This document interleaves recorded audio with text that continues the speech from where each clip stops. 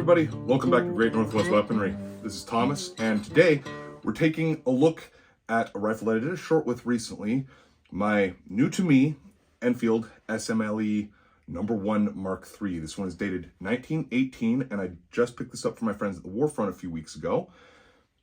You may have seen the first shot short with this, and we're having a feeding issue with it. So this video, as we already did a Enfield demo sometime back, it was actually like the 10th video that I ever did on this channel, and we're getting closer to 400 now. This video is going to be focused on trying to diagnose and fix the issue with this SMLE. I have had very bad luck with the #1 Mark III rifle so far in my, tenure as a gun tuber. I have owned 3 now, and I have had an issue with all of them. This one I believe to be a very minor issue, but the length of this video will largely be determined by how many different iterations of trying to fix this gun we have to go through. So I had to take more than one take of that first shot short because I was fighting the gun. I'm going to actually, right here, plug some of that so you can see what the issue is.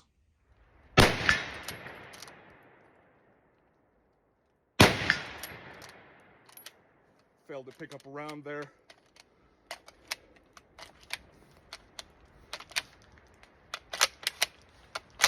This seems to have trouble with every other shot. Don't know why. There we go.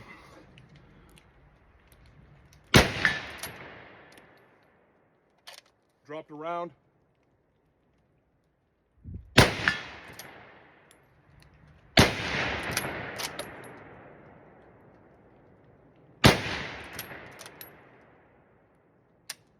Skipped around. Seems to be having trouble with every other shot.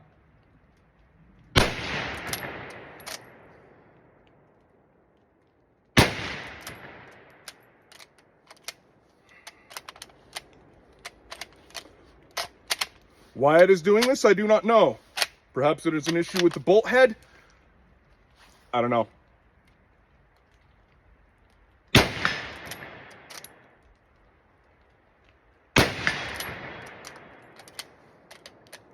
There we go. Issue.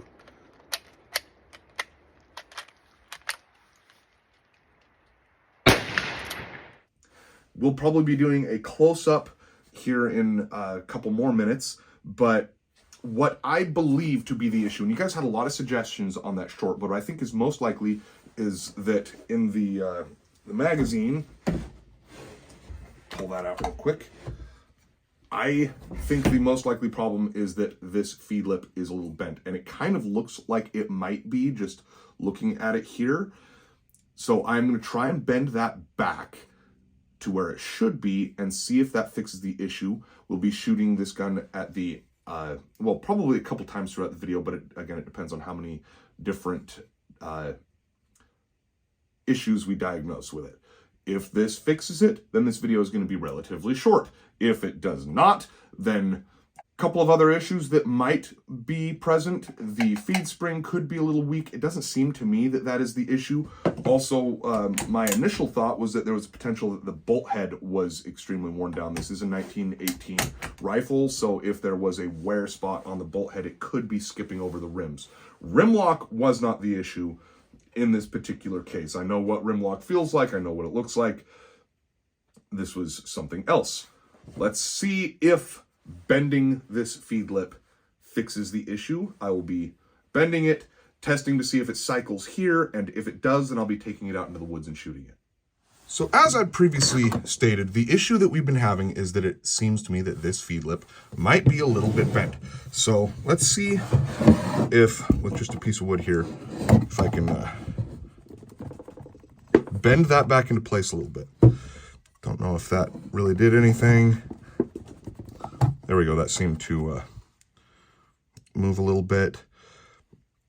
They look pretty even to my eye. I don't have a means of measuring this here, but let's go ahead and put a few rounds in. Just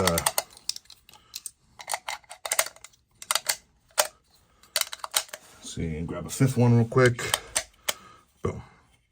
Actually, we'll grab a 6th because again, the left hand seems to be where the issue has been when we were having our problems out at the range.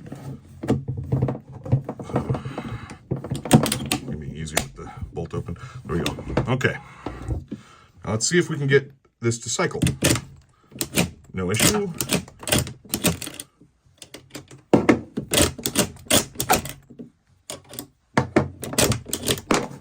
That may have fixed it. We're gonna go ahead and take this out to the range. I'm gonna bring a piece of wood to try and bend it farther if I notice any issues when we take it back out. Okay, we've got a full mag of 10 rounds loaded. The feeding lips on the left side of the mag have been bent. The first round that I just chambered there was loaded to the right side, so every other shot from here will be the ones that we're looking at to see if I've actually managed to fix the problem here. 10 shots, hopefully this did it.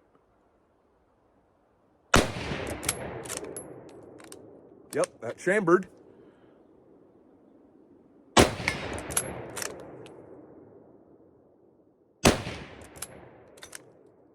Chambered again.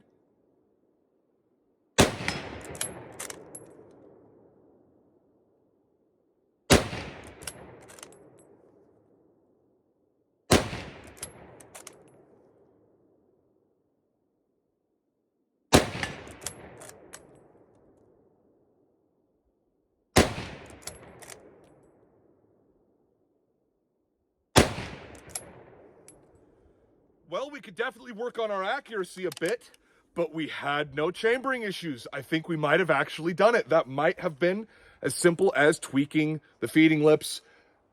We will definitely be watching this gun closely going forward. It's going to be popping up in a lot of other videos. I intend on putting it head to head with my Savage No. 4 Mark I, also with my American Enfield Model 1917. Probably be in some day at the range videos. Definitely going to do a fixed bayonet short and a POV short with it, as we do have a model 1905 bayonet, I think is what the official designation is, but it's the correct bayonet for this rifle.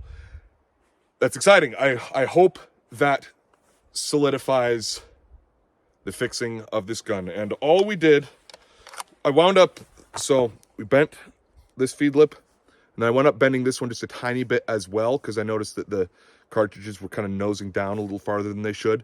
So I think at some point, either when loading, someone jammed these two, or when putting it into the gun, possibly they forced it against the inside of the mag wall. Hard to say how it happened. It is a 105-year-old rifle, so any number of things could happen in over a century's time. Also, this example, you know, having the cut wings off of the handguard there, and the removal of the disc is a very likely candidate for a World War II refurb. I would say almost certainly was, and as such, this just got a lot of history to it. It's a really cool rifle. Really happy to have one in my collection finally. And hopefully we have no problems with it going forward. Let me know if you've had similar issues with your Enfield in the comments below. Let me know what you did to fix it as well. So far, it seems that bending the feeding lips may have done it. Again, we will keep track of this in future videos and make sure that we don't have any repeats of the issues seen earlier in the video. Thanks for watching Great Northwest Weaponry. This has been Thomas, and I will see you next time.